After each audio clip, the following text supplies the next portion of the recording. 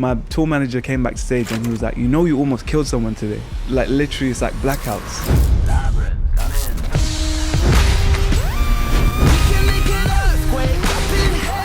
in. Let's do this.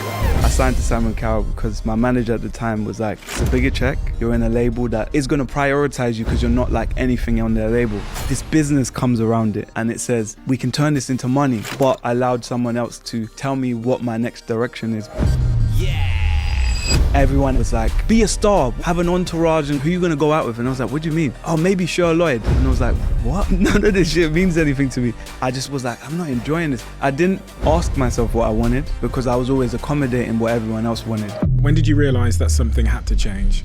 Well, that's a deep one now. I was at a place where I couldn't actually talk to people because I had social anxiety. My manager was being weird, our relationship was breaking down. I had no confidence, I felt suppressed. I got like diagnosed with ADHD. When I read about what it's like, I was like, oh shit, it makes sense. I can't even hold a conversation with someone. Was it prohibiting your life? Yeah, 100%, still does today. But I've learned to be aware of it. Let's just do something, just let it go. Euphoria was the first time I felt people actually heard the rawest form of Lab. Getting to that point was true freedom. What are your goals now? The most important thing in my career is to... Before this episode starts, I have a small favour to ask from you. 2 months ago, 74% of people that watch this channel didn't subscribe. We're now down to 69%. My goal is 50%. So if you've ever liked any of the videos we've posted, if you like this channel, can you do me a quick favour and hit the subscribe button? It helps this channel more than you know, and the bigger the channel gets, as you've seen, the bigger the guests get. Thank you and enjoy this episode.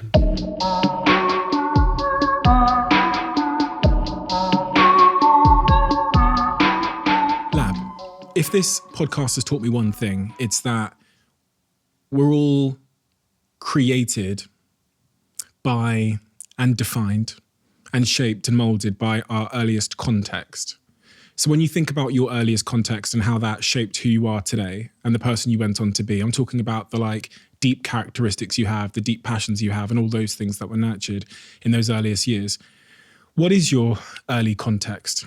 What do I need to know about that context to understand you? Well, that's a deep one now.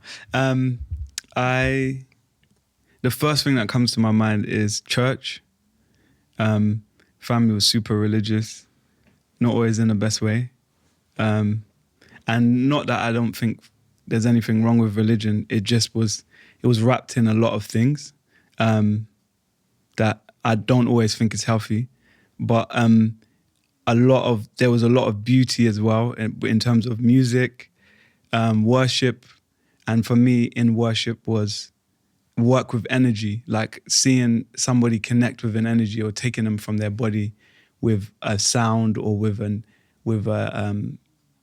connection in a church. Like seeing that happen like every Sunday can do something to you and you kind of learn from it.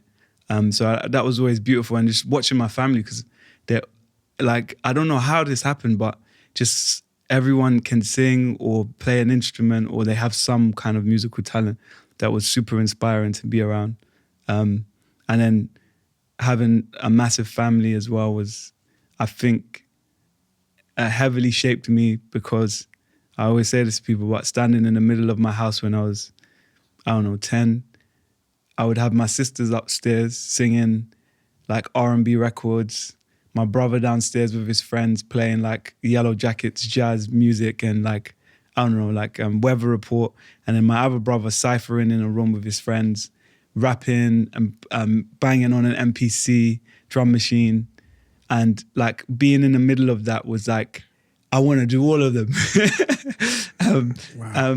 And like, it was just mad, like insanely inspiring just to be around all of these big personalities.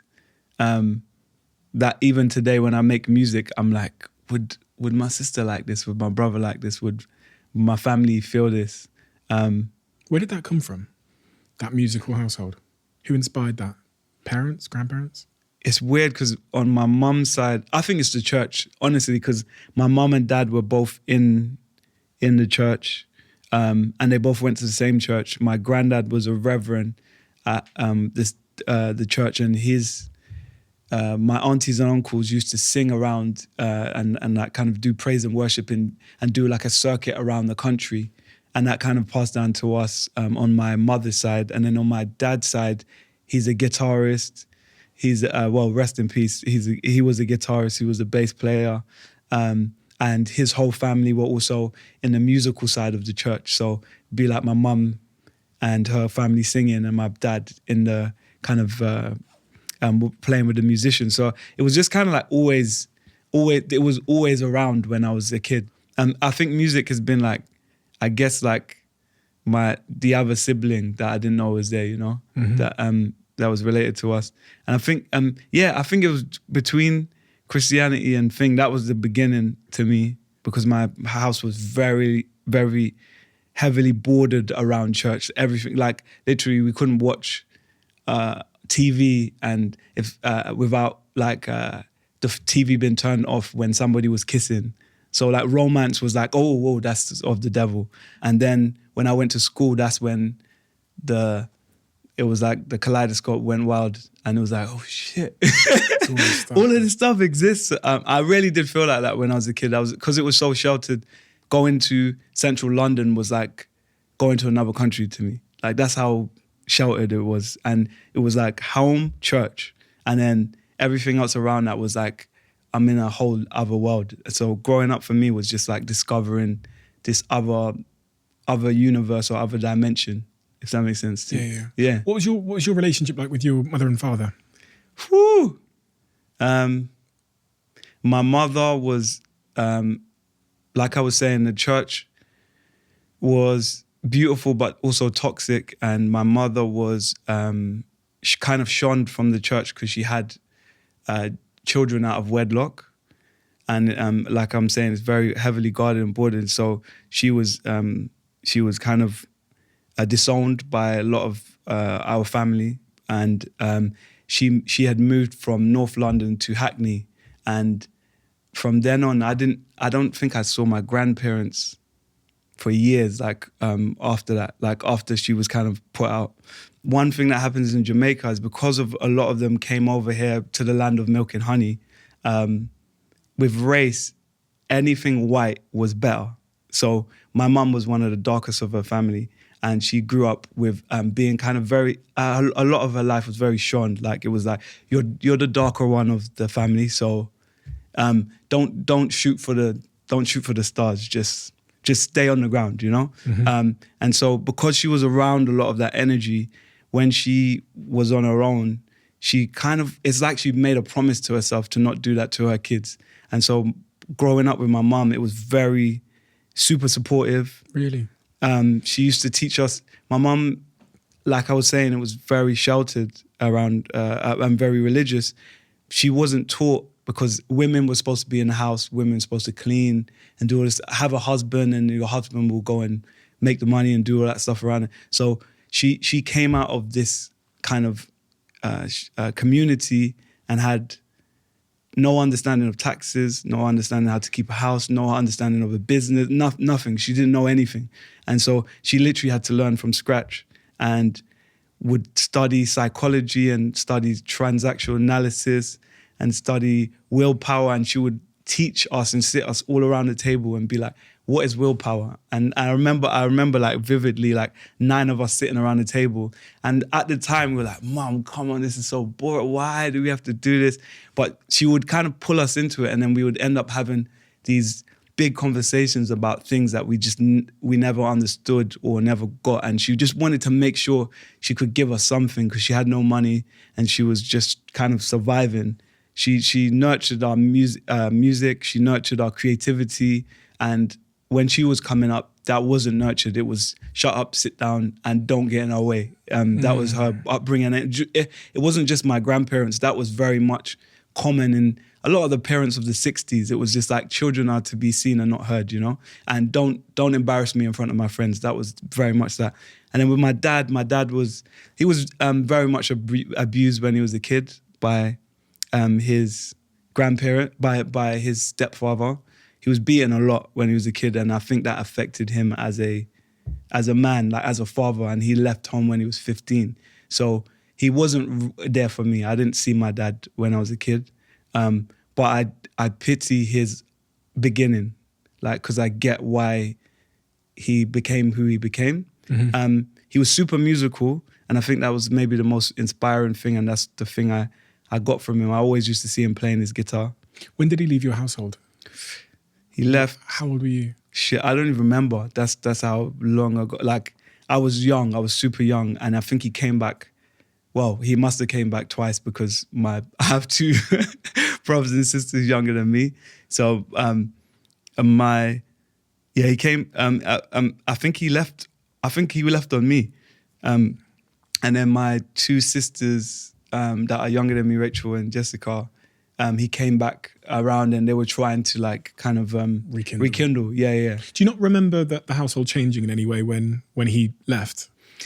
I think I was too young. Like I was really young. So when I grew up, not giving a shit that I didn't have a dad, like if that makes sense. Like I didn't have a connection with him. I didn't know him that way. A lot of my older brothers and sisters were very close and very like, this is my guy. This is, like my kids. Like I'm best friends with my kids. We have our own private jokes. We, like we have that. I never had that with my dad, so I didn't feel like anyone left. I only noticed how important he was when he died. Like I was like, oh shit, you need a dad, and like it was like whoa. You only noticed how important he was when he died? Yeah, honestly. Before then I was just like, oh, he's just a sperm donor. Like I don't really. It doesn't matter to me. It doesn't like. It's like. It was, and it wasn't even by my mum. It was just like I wasn't bothered about it, But then when he died, I was like, I had kids then. He hadn't met my kids, and I remember I was putting my daughter to sleep, and she had a bad dream, and I said, I got you. Don't worry, I'm here. And I was like, shit, I've never heard that. And I was like, oh, that's a dad. Like if you get me, like that's how important that part of your life is. And then I was like, also, you inherit things from your parents. Like, and that's not money, that's not wealth. You do, of course, inherit those things, but I think the most important thing you inherit from your parents is memories, even like mental health support. Like my dad always said this, like that sometimes is like petrol in your tank when you're like, I don't know how to get this business off the ground. I remember dad always said this. I remember mum said, don't never give up. Like all that stuff. Like I didn't grow up with that, like if you get what I mean. So that hit me when I was like, my dad's gone, and I understood how like instrumental a parent could be in your life when those things are around, Yeah, so that's what I saw anyway. But yeah, that's really like my parents in terms of how they affected me. I often I think I figured myself out in hindsight almost by comparison of like comparing me to my peers. At a very young age, you kind of notice how you're different from your peers, even from your brothers and sisters. I've got there's four of us in my family, kids. I'm the youngest of four. And much of how I've understood myself is by realizing what I'm not. Yeah. You know what I mean? So when you think about like at that young age, under the age of 18, who were you figuring out that you were in comparison to the outside world? Even with my brothers and sisters, I remember coming home with indie records, and I remember I was working with a girl, and she played me Blondie and like loads of like kind of 70s, 80s indie records. I was like, shit, this is fun. Like I always wanted to delve in things that were foreign to me, because I was like, okay, I grew up with grime, I grew up with hip hop, I get it. But it was like, what are these things I don't understand? And then when I would bring them home, I'd be like, check this out. And they'd be like, okay, bro. Especially coming from the background of like gospel and like kind of like, black music. It was weird to come home with music that was so foreign, And so nobody even knew how to compliment me on it, but go like, you're doing your thing, I guess, like, And I feel like I've seen that happen consistently in my life, where I grew up around grime artists. I went to grime raves, but I never wanted to make grime, and I never felt like I was the kind of black guy that I was supposed to be. When I was in those environments, I was always weird, or like I never knew all the dances. I used to dance funky, and like I just knew like I don't know if I'm supposed to be here. If I had 16-year-old you, or Yeah. 16-year-old Weird as hell. Just I remember my girlfriend told me about how when she met my wife now, but when she was my girlfriend, she was like, I remember seeing you years ago, and you would wear a do-rag. I would be wearing like a you know those capes, like Marilyn Manson capes, like it was like fucking black ass like long ass jacket. I would have like you know those metal fingers, the night fingers, yeah, like the tube, the tube. I used to have a night finger on, and it had like a crucifix on it, and it was crazy. I don't know why I was wearing it, but I wore it.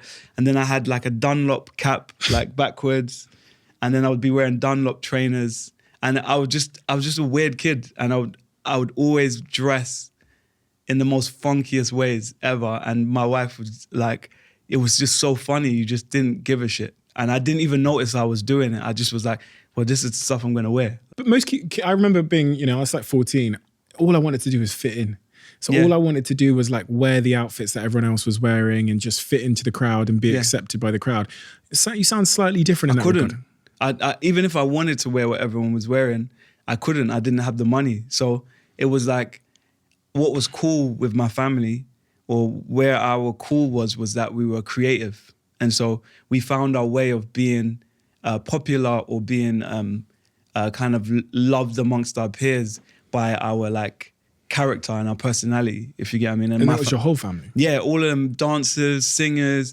We would dance together. We used to put on, we done a show in school together as a family and put on like a concert, and we had the whole school come and pay to watch us perform. So we were kind of like little superstars in our neighborhood, like if you get what I mean, as a group. So I remember they used to write articles on us, the Jackson 9 and all this stuff. Like, so it was like, we were very like kind of, my family was really loved for just their creativity. We never had the money to be those cool kids. Like somehow we like kind of transcended the physical cool, like the physical side of cool, because we definitely didn't have that stuff. Interesting. Do you know who was driving that in your? So you've said like the outside world responded well to it and they kind of embraced it and said. But was there someone at home driving individuality in your house, or was it just the fact? I think it's my mum. Honestly, and it wasn't my mum necessarily. My mum didn't get in the way of it, and I think that's one thing. When I'm talking about things that you inherit from your parents, I could definitely say I inherited that from my mum. Is that she didn't get in the way of us being ourselves, and if anything, she would laugh at it or be like, "Go do you." Like, so like I remember vividly like that being just my mum being open and kind of seeing my older brother Jamie was a producer and a DJ, and he used to make his own sound systems because he got inspired by like dub, basically, dub. But at the time, everyone was making like jungle, but it all came from the ska dub world, if you get what I mean. And so I used to help him make his speakers for his DJ sets, and then he would go out into like the festivals or Notting Hill and put on his own DJ set with his friends. And so like that, all of this stuff was going on like side by side while I was a kid, Sounds like a really a nice form of like creative chaos, like the environment to be in. Chaotic though. Yeah. Chaotic as hell. Well, when did you start focusing on music? What age? I don't know. Because you don't know, it just looks, It's just kind of like, I guess in school I had a band called Dynamics, and one of the guys that was in it, you might know him, he's Flo. He's a sick producer. He's done Little Sims out. He's done so many cool albums. Like most of the stuff that everyone's loving right now, he's kind of had a hand in. And we had a band in school in Stoke Newington. Yeah, that would inspire a lot of stuff. Like we were making our own music. We were like, we're gonna be the biggest band in the world. We used to argue all the time, like we were like flipping Rolling Stones. We thought we were like rock stars. And in our school, we would give out flyers and make our own flyers and like stick them up around the school, like come to our concert and all this stuff. So we were just very, very like brashy and like, we got this. What age was this? This was like, when that band started popping? 14. So you leave secondary school at like 16 years old, right? Yeah. At that point, what's your orientation in life? If I'd asked you what are you going to be when you grow up, what would you have told me at 16 upon leaving school? Everyone knew I was going to be a musician. Everyone. by that point? Literally, like I remember leaving, like we had that in my classroom in school. They were like, everyone wrote down, who do you think's going to be the most successful? Who do you think's going to be rich first? Who do you think's this? And they were just like, Lab. And like, Tim.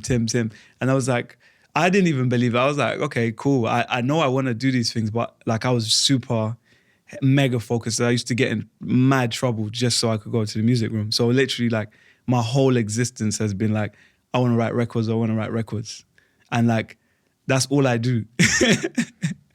I was on a mission to write records. And that, what age did Yeah. that start? Because I know when it started to, when you got signed and when you released your debut album and stuff, but I'm trying to understand how long your like mastery process was from the first time you picked up an instrument or rapped or sang or wrote a But it's lyric. weird because like my brother Josh, amazing drummer, McNasty, bad boy drummer, he taught me how to play the bass, taught me how to play the drums, and I would see him doing that. So I would just copy my older brother. But because I have so many, then I would go to Jamie's room and Jamie would teach me how to use the MPC. So I would go to his studio and him and his boys would be smoking, drinking, and like on a madness. And he kind of took me under his wing for a bit, and I would like go around with him to like in his world, which was very much more like, it was much more like hip hop, urban. So you got this full kind of Gritty, like more hip hop. Like we were listening to Pete Rock, Wu-Tang, all that shit. And then my other brother, who was more musical, like a bit more like instrument, drums, and I would be around his friends that were musicians, you know. So we spoke to someone on your Yeah. team and they said Yeah. that we could put any instrument in front of you and you'd play it. And this kind of like, I kind of understand where that came from. yeah. It's just like everything's an instrument to me, honestly. Everything. Like this table. Yep. The sound of your voice is a tone. Like I can just hear music all the time. Like it doesn't stop. And it might be, I don't know. It might be like I got like diagnosed with ADHD because I thought I may have had it, and so I went to go check, and I was like, when I read about what it's like, I was like, oh shit, it makes sense why I'm so. That's literally, this is all I do. My life is that. I raise my children and make music. That's literally been my life. You got diagnosed with ADHD? Yeah. It's funny because I was sat here recently Yeah.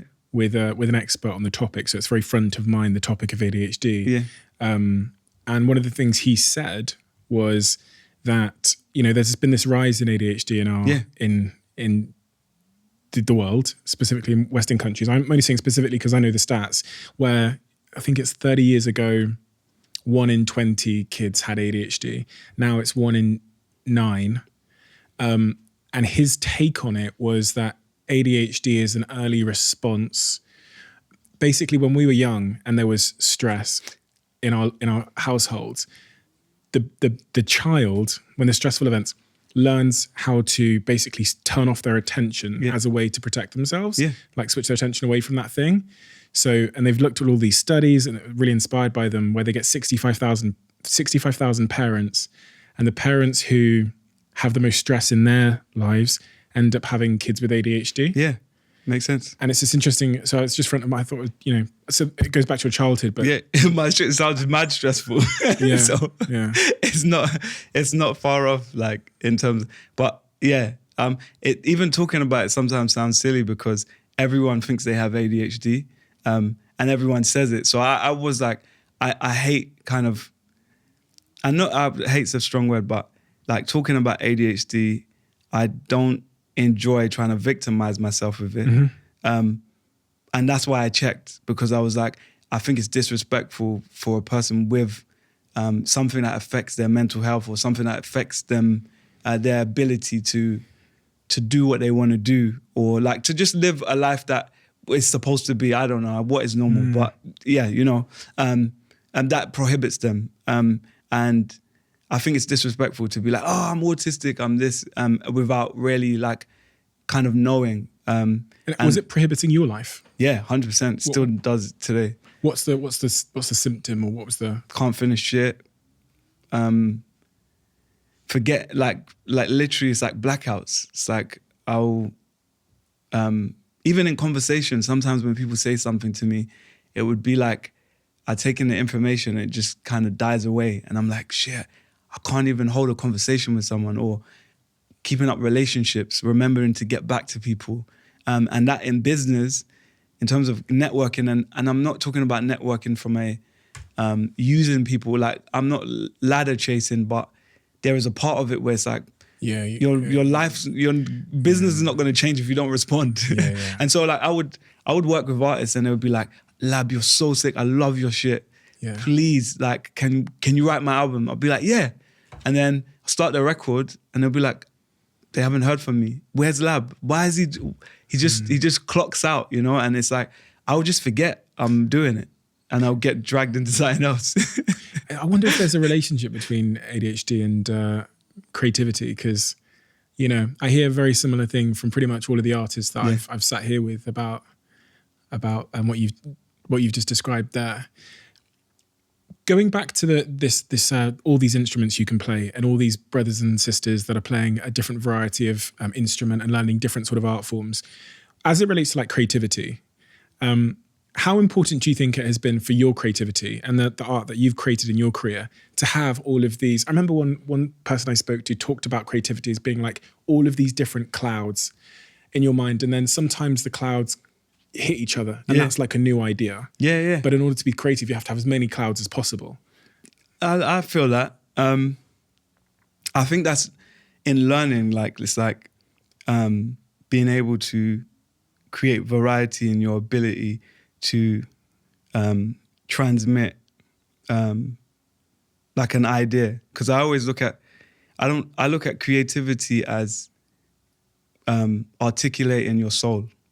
And that's the true form for me. Like, because you can be creative, but not really tell the truth while you're being creative. Like, you're just like, oh, I'm making something that I think people would like. And that and you can still be creative while doing that, where it's like, okay, cool. Here's something that I know people are going to respond to. I'm going to get a reaction out of you. And then there's the other side where I think, to me, I believe it's art, where you're transmitting and you're articulating the sound or the frequency of your soul to a person. And I feel like every soul has a song, even if it's not in music. Like every soul has a direction or a place it wants to go, and it has purpose. And it's like I always ask artists, I'm like, what do you hear in you? Like, not what do you hear outside of you? And what's it, Burna Boy's doing this and that guy's doing this, and if I mix these together, then it maybe makes me. And it's like, no. What's in you? What do you hear, like right here, like just internally? And so for me, I had to do that to find what I wanted to say. And I'm still finding that. I'm still kind of like, I guess it's learning how to like be unafraid to be like totally naked, because bearing your soul is naked. Like it's like if I do this, someone's gonna be like, this is shit, and it's gonna hurt. If you're in the process of learning to be unafraid, was there a time that you were taught to be afraid? My whole life, like everything. I'm still afraid now, but I can see it, and I think that makes a difference in terms of whether I choose to be afraid. But before, I had no choice. I was just like, I don't even know what this is. I just was like, I'm not enjoying this. Like, I wasn't enjoying my career. So I was like, why am I not enjoying this? And then I was like, okay, I'm not saying what I want to say. I'm not saying what I feel like saying or what I feel excited about saying. And I feel like my world is being governed by accommodating my periphery. Like my manager says, if you do this, this is going to gain a reaction. And it's kind of like your inner child says, oh, I want somebody to say he's cute. I want someone to say he's worthy. And so you run towards that energy. Like, and I was always saying, in the music industry, it's like a bunch of kids trying to get a pat on the back. That's what we're all doing. And it's like, if you see it in your A&R or you see it in your peers, and everybody's trying to get that pat on the back, like, well done, good boy. And everybody wants to get the good boy.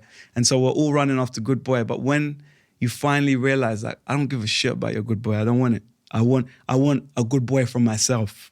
I want to be like, you said it. Like, you actually said what was internally going on. And does it matter what people say on the other side, like it, and getting to that point where you're like, I am comfortable with what I will receive after I've said what I said from my soul. I think for me is like true freedom. Is like, okay, cool. I'm gonna say what I need to say. That's a journey, right? Yo, that shit's scary, man. That's a journey. So you start out in your career. Yeah. You're trying to get on. You're learning the ropes. People are telling you, giving you advice. You don't know better. Yep. So you follow the advice. Church boy in the music industry. Whew. Sometimes the advice pays off. So you go, okay, I'm gonna listen to you more. Yeah. And then at some point in your career, And that's the worst part is when it pays off. Then Because you think it works. You're like, well, I did everything I didn't want to do, but it worked. So maybe I should do more of this. And then what are you referring to? I mean, just like records or like. What part of your career is this though? I think, okay, so like with Simon Cowell. And when I signed to Simon Cowell because my manager at the time was like, it's a bigger check. You're in a label that isn't going to know, is going to prioritize you because you're not like anything on their label. I was like, yeah, great idea. But I didn't think about it for myself. I allowed someone else to tell me what my next direction is because I don't think I had the strength at the time to even think about what I wanted for myself, if you get me. Same way I owned a restaurant. That was my manager that was like, you should own a restaurant. I was like, yeah, let's own a restaurant. And then I was like, I don't know shit about a restaurant. I've never cared about a restaurant. and I only realized that later, but it kind of felt like you're supposed to look like a mogul and you're supposed to look important and you're supposed to gather all these things that start to create. What I'm hearing from keeping up appearances, that's what it is. Yeah. What I was hearing from that is like, because you didn't know what you wanted, someone else told you what you wanted. Yeah. But it's more like, part of it sounded like you didn't have the conviction to stand up for what you wanted. No, you didn't, that's what it is. I didn't ask myself what I wanted. I never did because I was always accommodating what everyone else wanted. And I still do it now sometimes, but I've learned to be aware of it.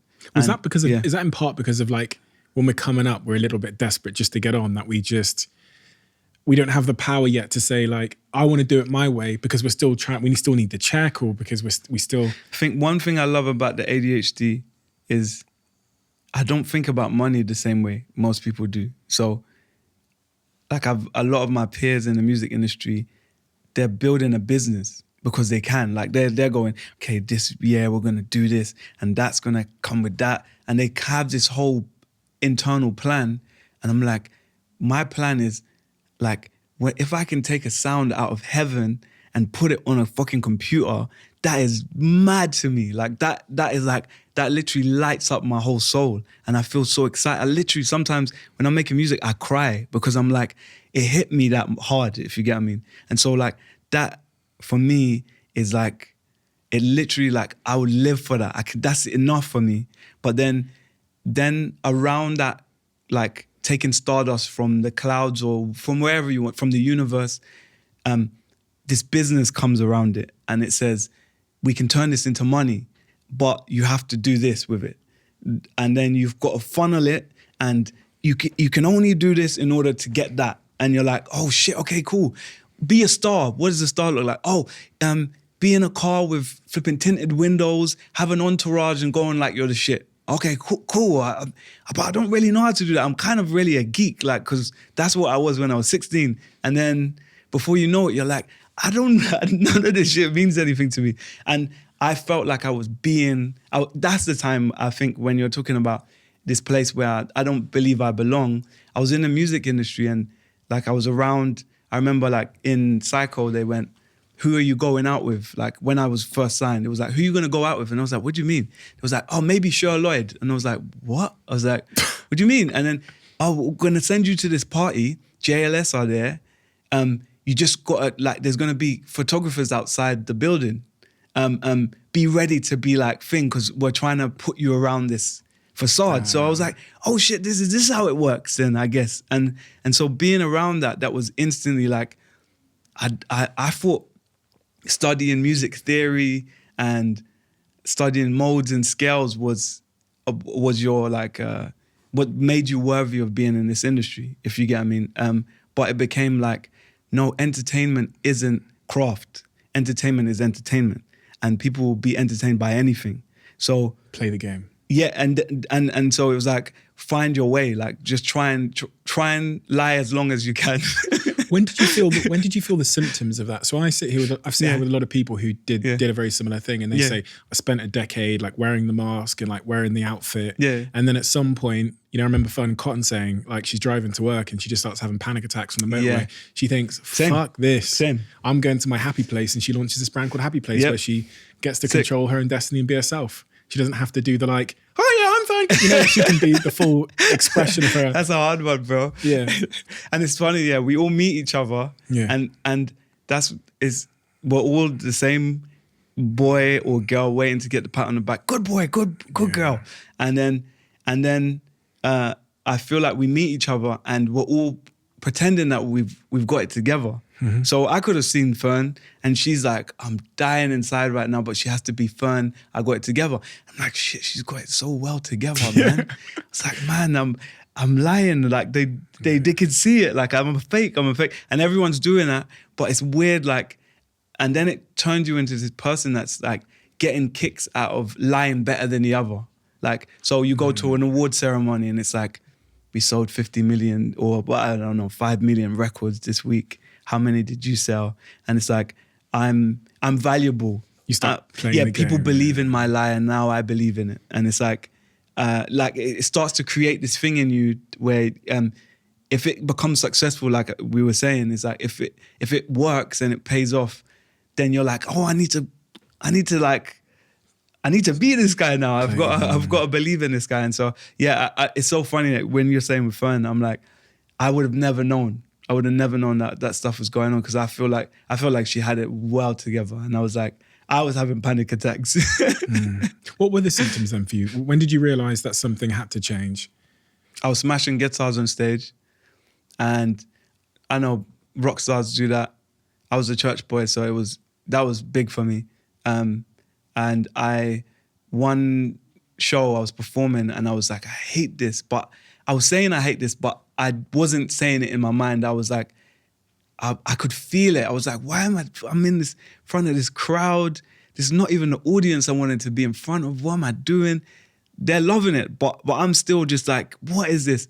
And my band, when I was talking about accommodating, my band's eating my rider before I get into my room because I was accommodating everyone to the point where it was like me, please, like, I'll do whatever I can to make sure you're comfortable in my space, even if it means giving you all my space. So my band was eating up my rider.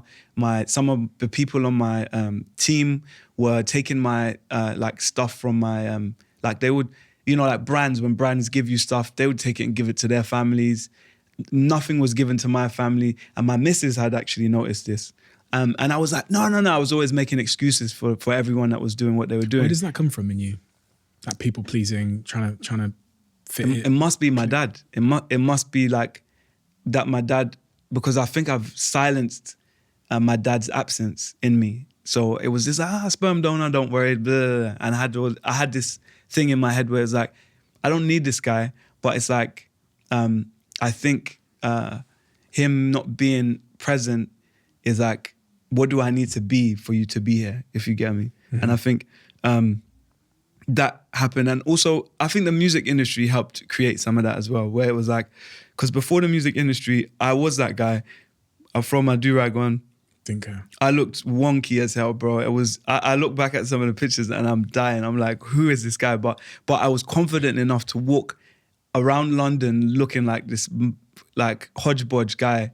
And so because of I think the music industry was like, you need to be this, and I was like, whoa, how?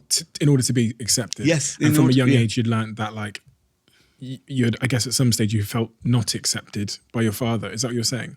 I think, is that where that came from? Yeah, I think there's an element of that. Yeah. I think that church as well was there, and where it was like, there was a way to behave. There was a way to right be. And wrong. There was a way to be, to be loved.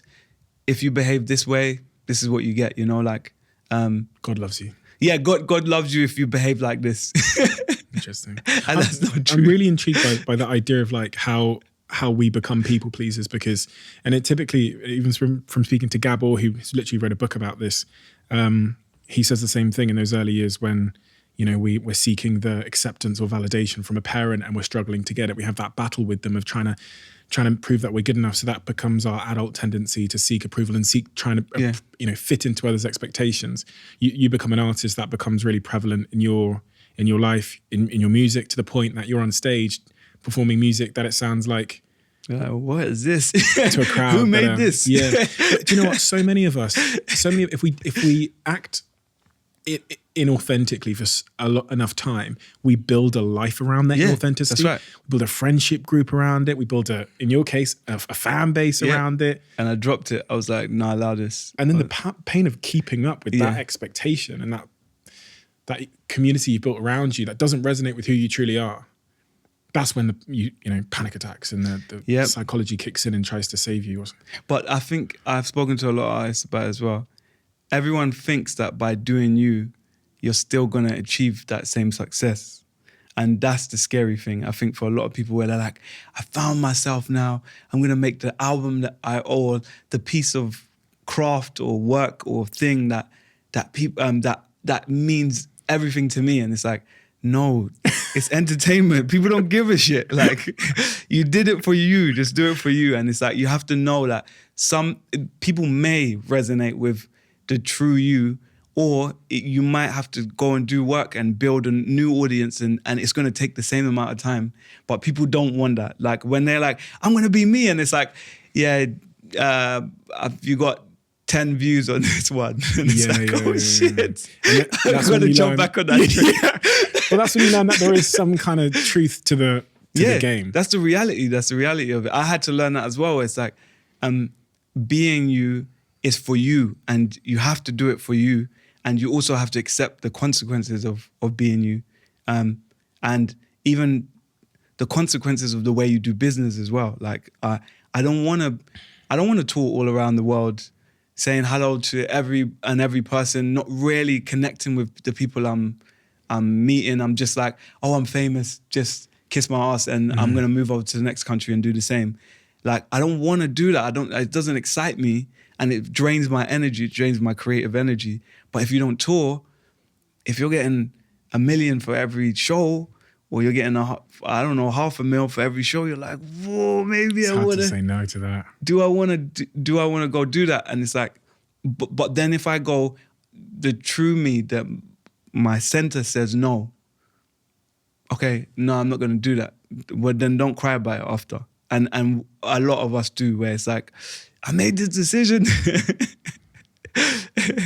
A lot of us can do that, but learning to like really accept your choices and live and die by them can help you find fulfillment. And that, to me, is like money. That's like, whew. You have this gradual feeling building from the sound of it. And then, is that day on stage, was that the turning point for you? Was that the day? Yeah, I threw a guitar in the air. I almost hit a camera woman. Why did you throw it? I was pissed. I was backstage. Something happened. My manager was being weird. Our relationship was breaking down, and I had a dependency. It was intense. I had no confidence. I literally was at a place where I couldn't actually talk to people because I had social anxiety, and so he was super confident and outgoing, and kind of like was like a someone to lean on, and that kind of went up to my early days in my career, and so. Our relationship started to break down, and it felt like if I didn't have him saying my music's good, it wasn't. And I kind of looked to him for that, like a father figure. Yes, exactly that. Like I kind of saw him as a father figure, and we had a really close relationship, and then it just started to break down when money started coming in, and I felt that happening, but I didn't know what was going on internally. I was just like, something's weird, this is just messed up. And then I went on stage, threw this guitar in the air, this camerawoman was there, and I remember there was a fan in the crowd. Because I'm a people pleaser, but also it pisses me off. I was watching the crowd, and there was this one guy, and he was looking at me, and he was like, it was just like he was just saying, dickhead, like, you look like an idiot. And I was like, I believe you. And then I just threw this guitar in there, and it almost hit this woman. And I didn't see it. And my tour manager came backstage, and he was like, you almost killed someone today. And I was like, oh. Wait a minute. So you threw was this like, oh, guitar shit. because some guy in the crowd was giving you a funny look. Him, And the what's thing going- that all was this going- stuff was was going going on backstage. and then I was like, what the fuck am I doing here? Like, what? Right, you just didn't want to be there. And then I threw this guitar in the air because I was just like, fuck this place. And then it literally just was like, and just nearly just skimmed her. And when he said that, I was like, whoa. I was like, something's going on. I need to deal with it. Did you have an anger problem? Oh man, a mad anger problem, but that's ADHD as well. But mad anger issues, like from primary school. I haven't seen that guy for a very long time, but crazy. Because it reminds me again of the thing, Gabor was here like 5 hours ago. He's literally written a book on this. This is why all these topics are so front of mind. Yeah. And what he was talking about is there's such thing as healthy anger where, which is actually a cure, something that allows us to heal, because he says that when we have like chaotic upbringings and we, have abandonment from a parent, et cetera, it creates this kind of like internal anger and resentment. Yeah. But at the same time, it creates people pleasing. Yes. And suppression, a lot of suppression. I was going to say the word suppression. Yeah. So the anger becomes suppressed and it looks like people pleasing on the surface, but then it'll is that bah! out of And it's nowhere. like, what? It's like the hell is volcano that? coming over the top and then yeah, those layers. Yeah, and that's what there was a lot of that where it's like you can be passive aggressive, and I feel like it sounds like a contradiction to be a people pleaser, but then to have the volcano can erupt. Yeah, It's like, I know. It sounds wild, but it makes sense because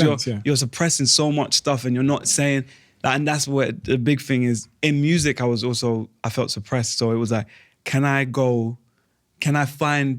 stop suppressing that as well? Because I was doing it musically, where I was in this kind of pop realm, and I was like, no, but I want them to hear all the layers of me. And I think Euphoria was the first time I felt people actually heard what was going on my hard drive for real. And then with it connecting, I was like, oh, they get it. But I was like, it took so long for me to be able to try and share it. And it took for somebody else to go, give me your hard drive. I'm going to put this all in I'm going to put all of this stuff in my show, and I want you to make new stuff for my show for me to not suppress it. Because it was like, I'm going to do it for you. Quick word from one of our sponsors. I've got a tip for all of you that will make your virtual meeting experiences, I think, 10 times better. As some of you may know by now, Blue Jeans by Verizon offers seamless, high-quality video conferencing. But the reason why I use Blue Jeans versus other video conferencing tools is because of immersion. Their tools make you feel more connected to the employees or customers you're trying to engage with. And now, they're launching one of their biggest feature enhancements to impact virtual events so far called Blue Jeans Studio. I actually used it the other day. I did a virtual event using the studio, which I think about 700 of you came to. TV-level production quality, all done by one person with very little technical experience on a laptop. So if you've got an event coming up and you're thinking about doing it virtually, check out Blue Jeans Studio now. Let me know what you think, because I genuinely believe, I know this is an advert and I'm supposed to say this, but I genuinely believe it's the best tool I've seen for doing really immersive, simple but high quality production virtual events. Quick one, right now one of my sponsors on this podcast, who I absolutely adore, Crafted, the men's jewelry brand, are having a sale right now. Up to 70% off, a brand that's already incredibly affordable. If you ever see me wearing jewelry on videos in real life, it's Crafted jewelry. This particular piece, these pearls here, are one of my favorite pieces to wear when I'm trying to wear a fashionable item. All of their pieces, I wear all of their rings, I wear all of their jewelry, and I did before they sponsored this podcast. I actually asked them to sponsor this podcast because I was such a big fan of the brand. I'm not somebody that rolls around in Rolexes and stuff like that, but I do want quality jewelry that isn't going to change color, that is going to be durable enough to keep up with me, that looks fashionable, and that has a sense of meaning. And that's exactly what Crafted has in their rings, in their necklaces, in everything they produce. I know the founders, I know how much they care. And if you're a man that often struggles to find a good place to buy good quality jewelry that's not going to change color, that's not going to break, Crafted is the answer. And it's incredibly affordable. And they have a sale on right now, which they never ever do. 70% off. I implore you to go and check it out. I mean, you mentioned panic attacks. Yeah. Something Fern told me about from her. Lost hair, everything. Lost hair? Yeah, I had clumps of hair falling out. It was mad. It was like, I got to there, and my wife was a big, part of supporting that, because she just was like, she could see it all happening. And funny enough, I couldn't fight for her at the time as well. Like she could see it all happening. She was like, this is not the way business should be done. Shouldn't be treated this way. And a lot of the people that were around me made her like the monster. She became the... She was one with the boundaries. Yes, that's right. And so, like, have you ever seen Spinal Tap? No. Okay. But I call it the Spinal Tap moment where the missus becomes a manager, and she wasn't managing me. She wasn't even trying to. She hates the music industry, but she wanted to be like, I want to protect this guy's sanity. And everyone else around me was like, we've got a gig for flipping 100 and something grand. What do you mean? Like, why are you not going to do the show? And it's like, no, I know you're feeling tired. You're feeling a bit emotional. Okay. Don't worry, man. Don't worry. Like, look at what he's doing. He's doing all this work and comparisons and all this stuff. And so there was a lot of manipulation, and she was seeing it. And I think they kind of didn't like that. So she got intensely like kind of protective. Yeah. But also then she became the martyr. Like there was a witch hunt, and it kind of felt like it was directed at her. And I wasn't strong enough to support her in that time, if you get what I mean. Like I was still too... You were taking the wrong side. I was accommodating. No, I wasn't even taking sides. It was like, no, it's because of this. And okay, so you were just... like, okay. I'm supposed to have it together, but I don't have it together. But like, no, I don't think they meant that. And I didn't hear the stuff that was going on. But when I heard what was going on, I was like, oh shit, this is crazy. Have you ever spoke to her about that? Yeah. That's what built strength in our relationship, was that I said to her, I apologized to her. And I think a lot of people don't notice how strong and powerful women are beside people that are in the public eye or like in the music industry or entertainment industry. It's like some of them are like, of course, wonky or whatever, but and are there for the wrong reasons. But the ones that are there for the right reasons sometimes get they kind of, they don't get treated very well, if you get what I mean, because it's like you're the person with the guy. Yeah, they don't like, give the credit. And it's always that. It's like, you're the person with the guy, like, and so she just was like mad supportive, and she introduced me to a shrink, and got me like a lot of support, like just to talk to someone, and a life coach, because she worked around psychology.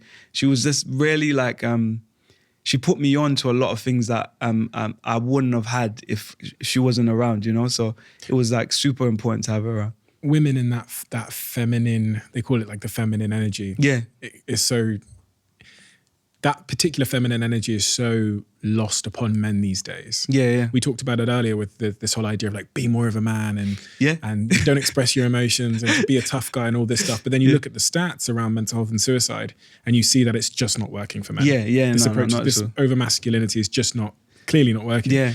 Women, and including in my life, have an ability to open us up to the other side, which is unbelievably healing. She's mad. She's just super smart, and like I just think she was more aware. She had like she had a start that was pretty intense, and so it woke her up to a lot of things that I wasn't aware of, and so she kind of schooled me on a lot of things that I think if she wasn't around, I would have lost it. I would have been like, where's Lab? And then it would have been like, oh, right.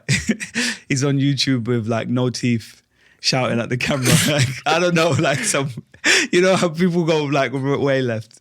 But yeah, like I think if she wasn't around, I wouldn't be around, honestly. When you look back on the art that you created in that time, that phase of your life, the music, the hits, Pass Out, Frisky, that, all of that music you created, how do you feel about the music now? So if you walked in here and it was playing, how would you feel?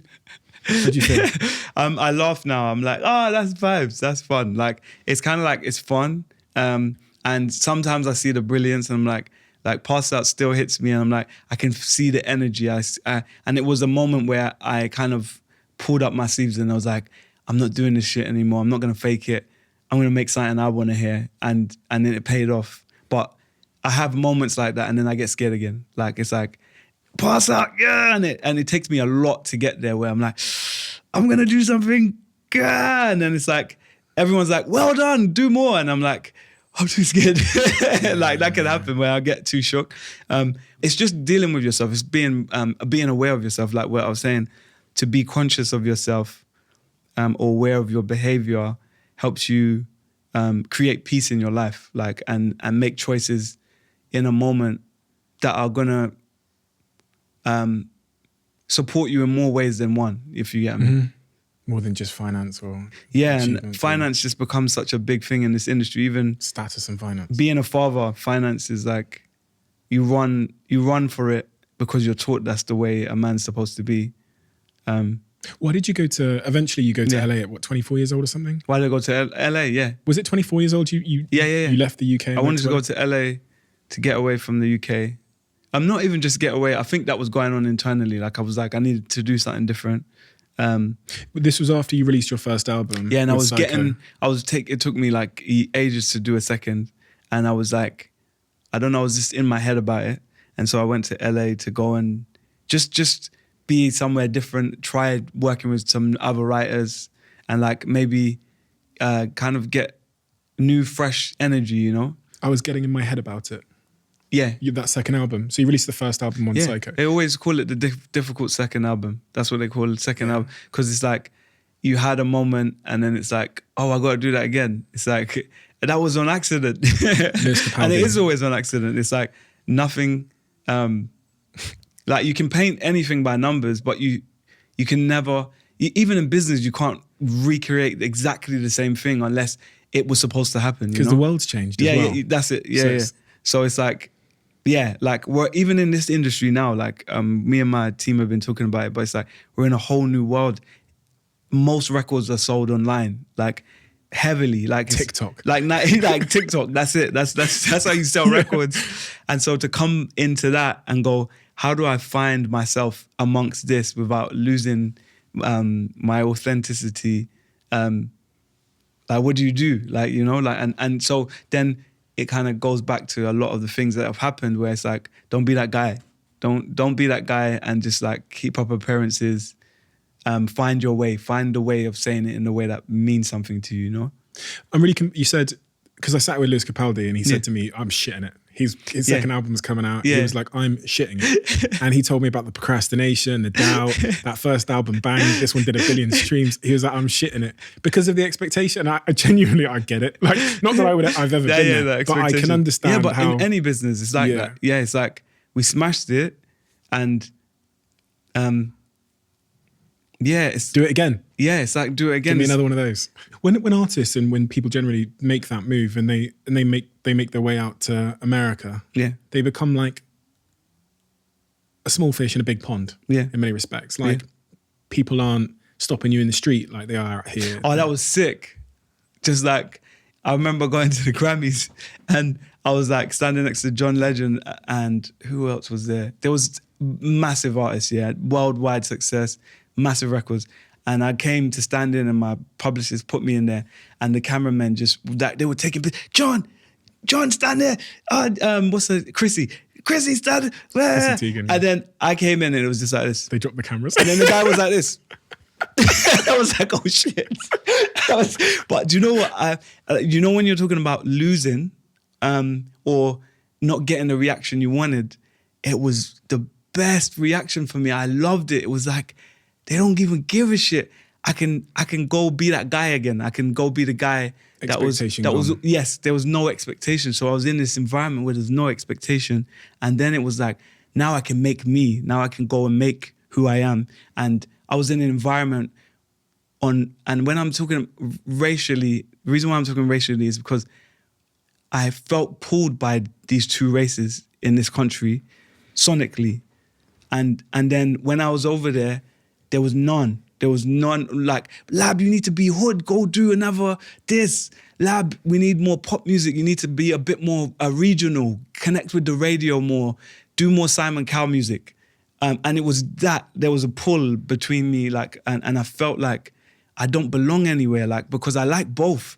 And I find I can see myself in both, but there's always somebody that doesn't like it. And that's what kept on affecting me was like, there's always someone that doesn't like what I'm doing. And so I kind of became comfortable with that feeling of being like, yeah, someone's not going to like this. Like, and if you're a people pleaser, that's going to make you procrastinate. yeah, 100%. But then I'm like, I kind of fell in love with it in LA, where it was just like, that guy doing that, it was just like, I don't know who this guy is, don't care. And then I had to like work my way up, but in a way that was more pure, where it was like, I'm just gonna do what I love. And I was working with people over there that just kind of like, it pulled away all of the kind of mess that kind of created this thing in my head, you know, about creativity. And that's like kind of a process of like reinvention, right? You're kind of reinventing yourself from again, because the expectation is gone? Or? No, not reinventing, realizing. Realizing. Because reinvention is trying to get somewhere. Realizing is actually going, this is who I am. Like, peel away the onion, like, what's underneath. And it's like, in that, for me, that's the most important thing in my career, the most important thing in my existence, is to go, what's the rawest form of lab of my person, of my existence? What's the rawest form of me, even without this body? Like, what's the soul? What's my center saying? What is that? What do you mean? Like, what is the center? Who is lab? What's the purest form? If I peel back all those layers on that onion, what is at the core of lab? It's a difficult question, one that I'd struggle to answer. So. No, I call it calling your tears. Yeah. So sometimes when I sing, ooh, da, da, I call this calling your tears. Like, it's like, I want to hear the fucking center of you as well. I give you the center of me, and I want to hear the center of you. And even bummy notes, whatever the fuck is coming out, it's like, can I speak to you beyond your, like, oh, I have this thing and I've got money and I'm thinking, well, who's the guy? And I'm like, if I can sing and do this to you, and you see you, and we both see beyond our flesh, beyond the things that bind us on earth, that shit for me is like, that's what I want to see. That's what I'm always trying to get to. Not what you were taught when you were 5. Not my mask. You know what I mean? Not what was given to you or you were raised into. Like, it's like, what does your soul want? What's your soul song as well? And so, like, when I'm singing, I'm like for me, frequency is a language as well. Like music, of course, yeah. Like hearing a melody, you can hear a feeling from it. You can hear something saying something to you. That's why we listen to music. We're like, it speaks to me. And I'm like, can I speak to you? Can I actually truthfully speak to you beyond the bullshit? And usually frequency is one of our like most powerful languages. Like literally everything is by vibration. Like everything on earth is vibrating. That's how, like, and that's how we can identify a lot of things. You can feel energy, if you get me. So for me, I'm like, getting to the core of that is like the most exciting thing for me. Every time I go into the studio, I want to be there, but I'm fighting to get away from needing to please. Like, and that clouds my mission all the time. Still today? Yeah, 100%. Without a doubt. But it's not as loud as it used to be. You got music coming out soon? Yeah. What's the process been like making this new body of fun. work? Yeah. It was fun, it was fast. I worked with a band, my band LSD, me and Sia and Diplo have a band. And in working with Sia, I kind of learned how to let go a bit. And when I went to go write my album, after the long album, the long number 2, I just kind of was like, yeah, let's just do something, just do it, let it go. Don't think about it. I did end up thinking about it a little later on because I've had the album for a while. But I just was like, I enjoy these melodies, I enjoy what I'm doing. I'm gonna leave it there. And I'm alongside Euphoria, I was like, it kind of, a lot of these things were teaching me to do that, like come out of that, the pleasing, and just go, what are you hearing? Write what you hear from the sky, and that's it, and just leave it there.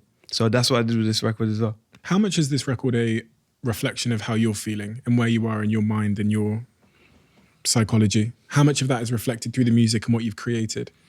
I believe that this record is one of the steps towards me being naked. Like I don't think I'm as naked as I want to be yet, but I believe that it's getting me there. And like even with this album, it was dedicated to my missus. A lot of the songs on the album were dedicated to my missus because, like I was talking about, where she stood up for me and supported me through the music, through like my experiences. I kind of wanted to. I turned our relationship in the music industry into a like two lovers, Bonnie and Clyde riding through the cosmos. So literally, it's like natural born killers in space. That's what the whole album was, and that was my like inspiration for the record. Is that it's all love songs, but all of the love songs are me taking photos of moments with my wife and things we've been through together. And so I didn't write in a like way where it was like, I'm gonna say, oh, a couple of weeks ago on Saturday when this happened. No, it's not that. It's more like loosely based on like those moments, and every song has like, is me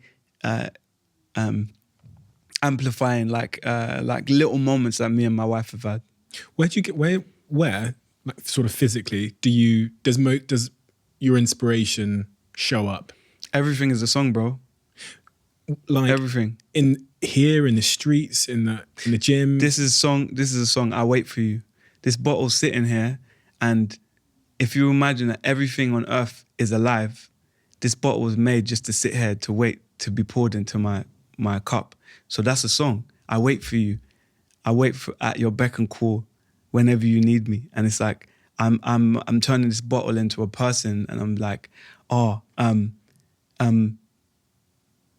don't you know how long I've needed to be wanted? Or don't you know I have my own things I want for myself, if you get me? So every like little thing like can be like turned into or dramatized into a song, you know? Like, does that make sense? I'll wait for you and I'll nutritionally complete. Yeah. No, but it is like, I'll complete you. Yeah. It's like I'll be your servant. It's like, but like, when is my moment? Like, or you can just find things in it. Like, there's just one thing sitting there and like start to peel the onion of, okay, what would it feel like if I just had to sit there? Like I was created and I just had to sit there to replenish somebody's health. Like, have you always thought like that? Because that's quite an abstract way to think, like the metaphor or the symbolism of what that bottle is doing there. A lot of people would say, oh, that's a drink. That's everything, bro. And have you cultivated yourself to think in such a way over time where you've lent into that? Or is that something that you've just always had as a... No, that's it. That's it for me. Like with everything is like, because I guess like you're saying, with growing up, you're going, how do people see the world? And you try to see the world through other people's eyes, especially when you grow up with like either traumas or like an intense home. You learn to kind of observe a lot. And so like in observation, you go into like... storytelling almost. Bro, like it's like layers and layers of storytelling. Like, so I just see every song, even sounds for me have colors, sounds for me have pictures. So I always have an idea. Usually what scares the idea away is people pleasing, honestly. Like I know what my idea is, but it's like learning how to, in a business, especially that we go from writing in our bedrooms to becoming CEOs of companies without knowing it. You have to learn how to run your business and get your business to articulate what you want to say without being frightened of judgment. I'm Lab that just got signed to Psycho. Okay. Day one of Psycho, I get to meet you here now, and I get to come and ask you for advice. I'm you on that day that you signed with Psycho. What advice do you give me? Just live your life, whatever it's supposed to be. I won't take back anything that's happened, honestly. Like because I believe that everything happens to build you, and I wouldn't have learned the things I've learned in order to become who I am today. So all my challenges are turning me into who I'm supposed to be. So do you think if you'd told me, Yeah. do you think if you'd given me advice, so I'm Yeah. when you signed that deal with Psycho, do you think if you'd given me the advice, I would have listened? no, no. I wouldn't have listened. To me, I would have been like, I'll be like, yeah, man, people love my music, let's go. Like, because you just don't know, innit? You don't know what you're gonna experience. Yeah, so I would say go and experience what you need to experience, because like you're gonna head to your north in whatever way you can, and some people don't ever find their north because they don't learn to go, okay, let me take a look at myself. You know, like I think that's the my dad did that, where he wasn't able to be vulnerable enough to go, okay, maybe this, or maybe like, could I change this, or actually I'm not happy here, you know? And so I feel like if you can do that in your life, I don't think anything's wrong with it. I think you'll be able to find your north, like by being able to observe yourself. What are your goals now? I imagine that. To make the cosmic opera. Okay, bro, it's mad. No, But tell me, anyway. if that's your goal, I want to hear it. Yeah, I do. I want to make an opera. You want to make an opera? Yeah. I want to write an opera. I can hear the sounds. I can hear how it looks, feels. Yeah, I want to like make, I want to do things with choirs that nobody's done. I can hear all these things that I'm like, nobody's done this. I'm going to go do it. Like literally, I'm there. Do you know we did this podcast live with a live gospel choir? We toured it up and down the country. Oh, really? It was mad. The house gospel, you know the house gospel choir? Yeah, that's my sister's choir. Oh, really? Yeah, well, my Natalie? sister was in that choir. Yeah. Oh, really? Sherelle, Shazal. She used to work with, the house gospel. She was part of making it. Oh, really? Yeah. Yeah, it was crazy. So we Yeah. had this like 30, 40 person choir, the band. Love it. And it's this mixture between like the visual, so the video would come in and it would like crackle from people on this podcast. Yeah. And then you'd have me with spoken words, and then the choir would come in and like say the message in music, if that makes sense. Yeah. So I might be talking about the struggle I had with like the one's self-doubt, and then the other young ambitious kid that knew he wanted to be a millionaire because he was insecure or whatever. Yeah. And on one hand you've got wait till I get my money, and then you've got Niles Barkley, I think you're crazy. And it was that kind of like That's battle it. of like music and stuff. Yeah, bro, you're doing it, man. That's Nah, I'm exactly not it. doing There's it. a song to all of it, isn't it? Nah. Yeah, but it is for me. Do you get like, afraid now? afraid Do you of- ever? Huh? Afraid of. I'm just saying. Do you, Oh, yeah, I mean- do you feel? Do you feel maybe used to your fears now? So like stepping out on stage at the London Palladium, we opened up at the London Palladium, and stepping out on stage at the London Palladium, never having done this before in front of people, and knowing that they'd bought tickets without having any idea what they bought tickets to. They're expecting a live podcast, so they're expecting this on stage. Okay. And then there's quiet, and there was a moment of that where you've just got to be at peace with the uncertainty. Okay. Yeah. And all the great things come from being at peace with the uncertainty, Yeah. which is Do you feel difficult. like maybe your peace with the uncertainty comes from your parents? Yes. So I would Yeah. say my parents were so absent from my life. Like my mum Okay. and dad were like, my mum was never in when I got home. She was never in when I woke up. So I Okay. got to play, Yeah. kind okay. of experiment, if you know what I mean. That makes so sense. much. So when you start building evidence in yourself, like, well, I tried this thing and it kind of works. So Yes, yeah. You kind of never unlearn that lesson. Once you've seen behind that curtain that you can just try stuff. And, Yes. And are you okay with the like if it bombed, would you be okay? The honest answer. Yeah. So if it bombed, Yeah. no, because no. Because it's crazy, Yeah, because yeah, like I remember, the feedback we got is like nothing I've ever got in my career. Sick. But you Yeah. get that one message Yeah. Just be that like, goes, that was just fucking like- weird. And I'm thinking about it the next night Yeah. before I go out. I'm Yeah. thinking that one person said it was fucking weird. Yeah. I feel you. Even though we have, like, like everyone's this And is then brilliant. I loved it. Yeah. And you're just like that one guy. Yeah, I feel you. Because I feel you. a search for validation can be a real motivator in your life. It can force you to like go out there and do great stuff. Yeah. But at the same time, it also makes you really susceptible to criticism. Yeah. No, it So does. it drives you, but then makes also nervous. scares you. It's like, But if you like, that's what I love about hip hop. I was watching Hip Hop Evolution, and loads of the guys on there, they kind of were just like, we're already the scumbags of the earth to this country. Like, there's nothing to lose. Yeah. And I kind of, when I watch it, I'm just like, I love the like, they just go and do anything, because it was just like, we're like, I have a record on the album called Only Way Is Up, yeah? Yeah. And I say, The Only Way Is Up. It was like basically like, yeah, the only way is up. Like it's like we literally, if you're at the pit of the bottom, it's like there's nothing else to do. So it's just like they were just like, I'm taking it all, and that's where hip hop turned into, well, it's like a massive industry now. Like, and it wasn't. It started from a guy just being on like turntables, you know. So sometimes I get inspired by seeing that.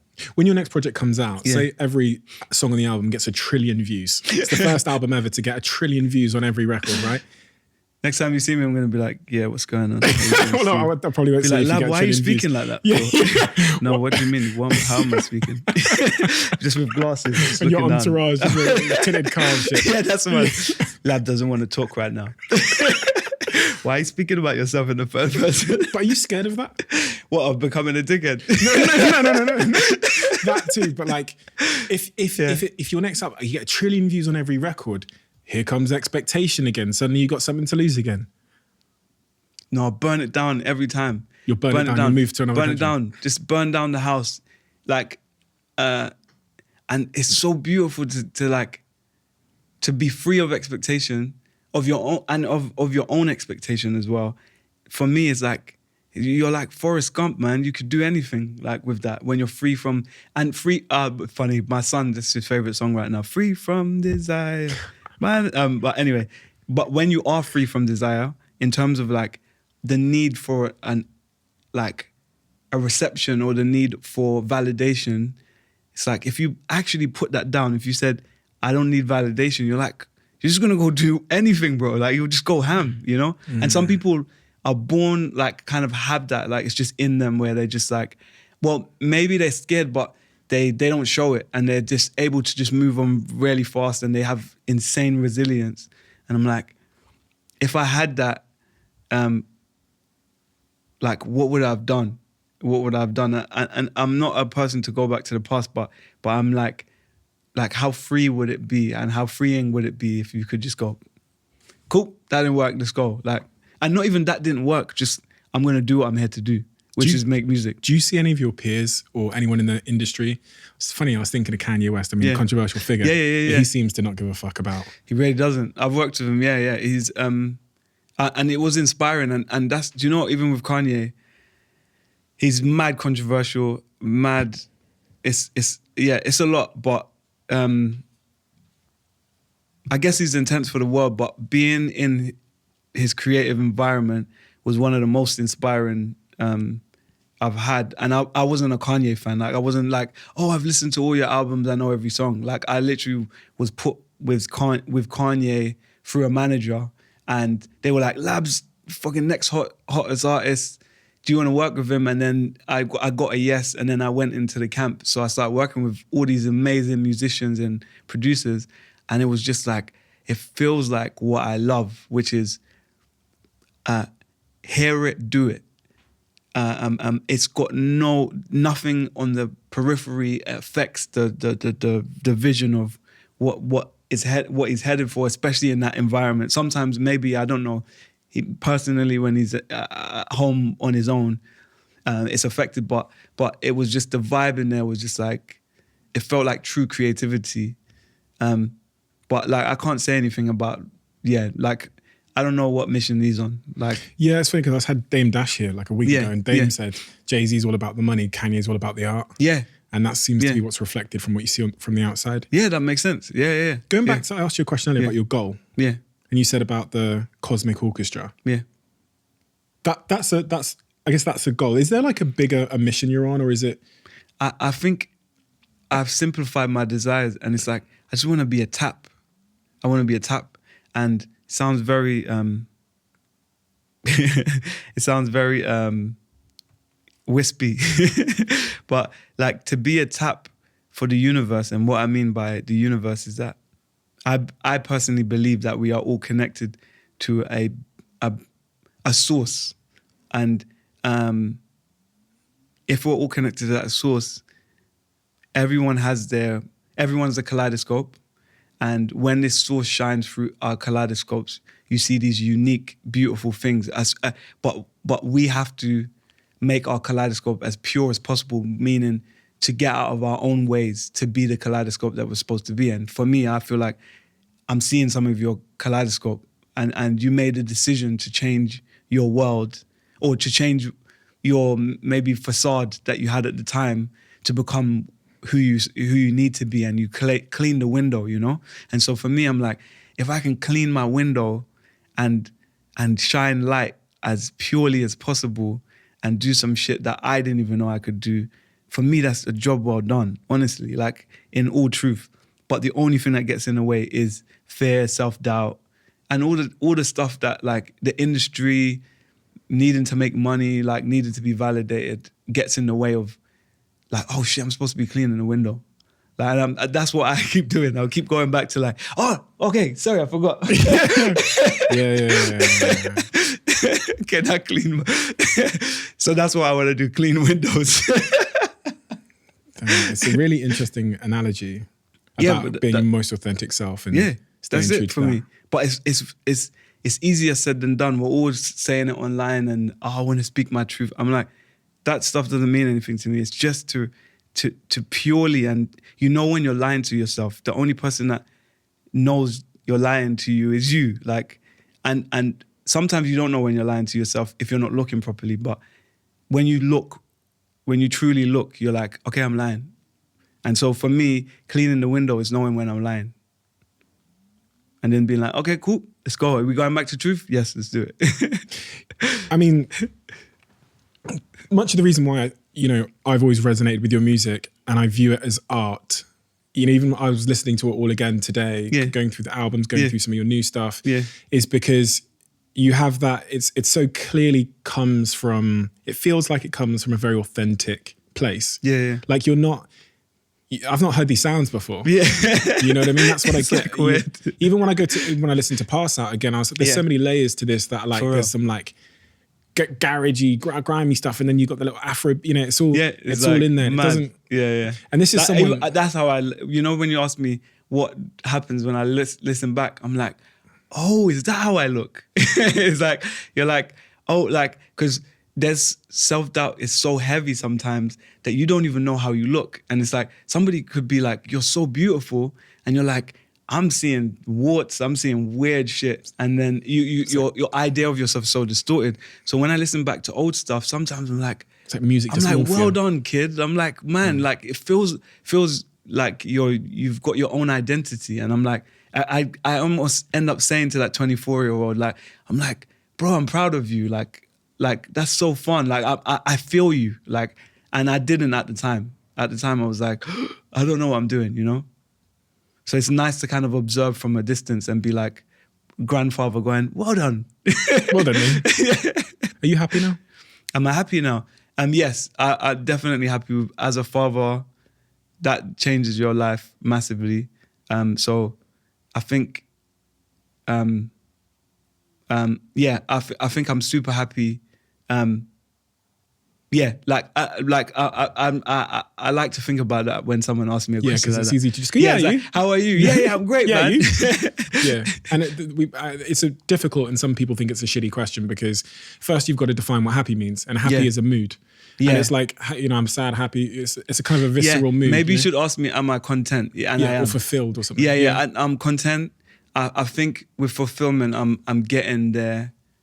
No, I'm cleaning the window all the time. So it's like realizing it's returning back to fulfillment, if that makes sense. So if that fulfillment was a recipe consisting of different ingredients and different quantities, right? So you need one egg. If you have two eggs, the recipe goes off. It's all about, with recipes, it's all about balance and constructing the ingredients you need to create the perfect dish. If your fulfillment is a recipe list, is there anything missing off that you believe now would make that recipe perfect? For me, it's been balance.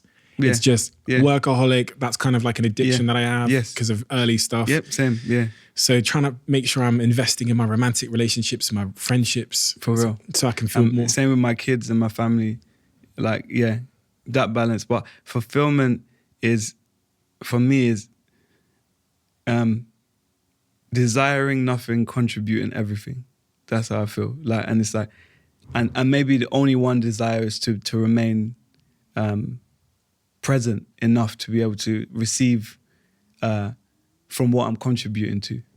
Does that make sense? Perfect sense. Yeah. Or else you're not going to be there to hear it. You're going to I be in won't the even. future. I won't even enjoy it. I won't even. Yeah, Yeah. my kid will be smiling at me, and I'm like looking over Onto the next their thing. heads, like, Yeah. how do I get more? How do I get 1 trillion views?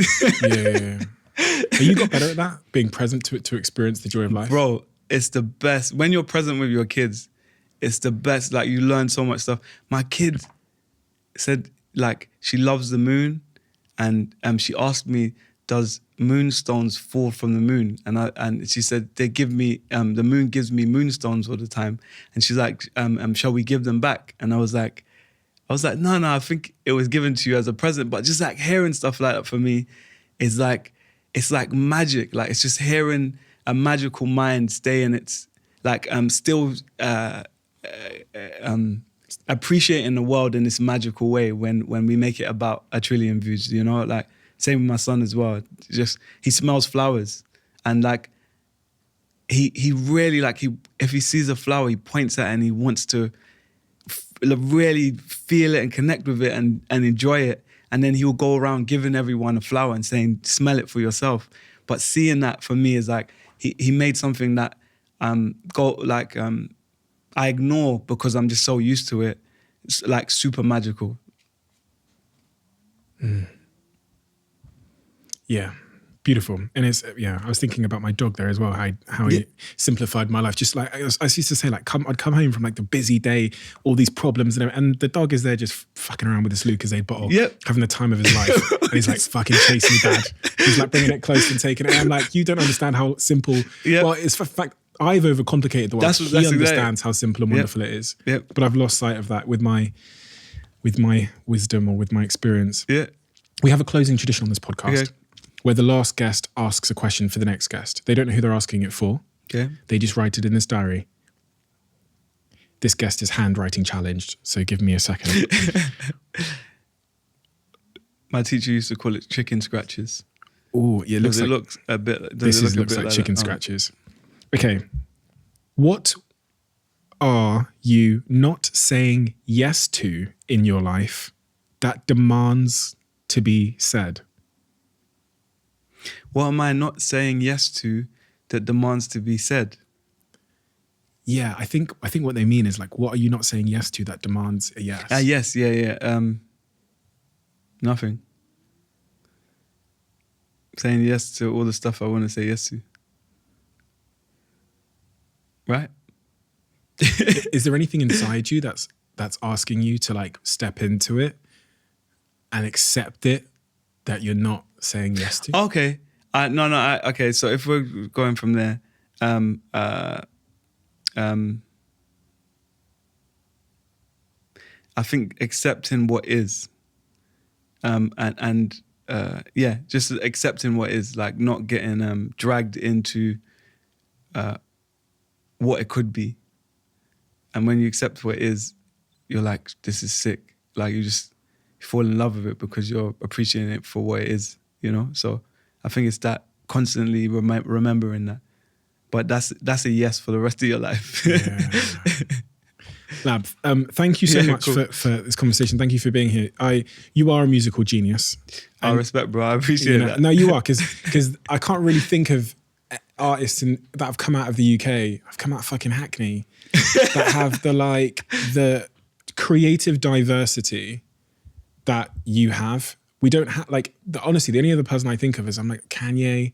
You know, I'm a big I feel you. You know, Kanye's do you know what I mean? Yeah, I feel you. Yeah. Where I believe with that sort of creative palette and the diversity of your creativity, and where you see inspiration in a fucking Huel bottle, which is nutritionally complete #ad, on the table, is really genius. It's a real special genius, and with that comes a lot of challenge, as we see with Kanye as well. But it's a real special genius that I think, as you say, if the windows can remain clean, bro, that's it for me. It's going to serve the world in a remarkable way, as it has done already for you in your life. And, you know, the things you've done with movies, the music, and you talk to me about this opera. I see and believe it all. And I can't Bro, man, wait. I got to come. Yeah, once I got it somewhere, you've got to come and listen. Please, let me come. Be like, Lab, this is the worst music I've ever known.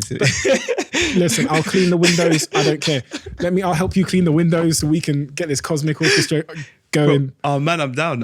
I would love for you to hear it, but yeah, like I'm definitely excited about this. I appreciate you. So it's an honor Thank to you. meet you, and I can't wait to see this next project and all the projects that you bring to the world in the future. Thank you so much. Respect. Thanks.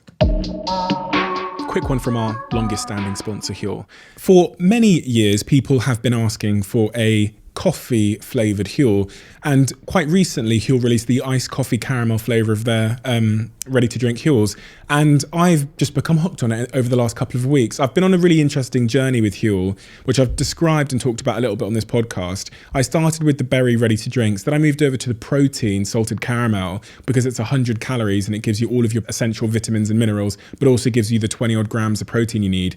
And now I'm balanced between them both. I drink mostly the banana flavor ready to drink. I've got really into the iced coffee caramel flavor of Huel's ready to drink, and now I'm drinking that as well as the protein. Make sure you try the new ready to drink flavors. The caramel flavor is amazing, the new banana flavor as well is amazing, and obviously, as I said, the iced coffee caramel flavor has been a real smash hit. So check it out. Let me know what you think on social media. I see all of your tags and Instagram posts and tweets about Huel.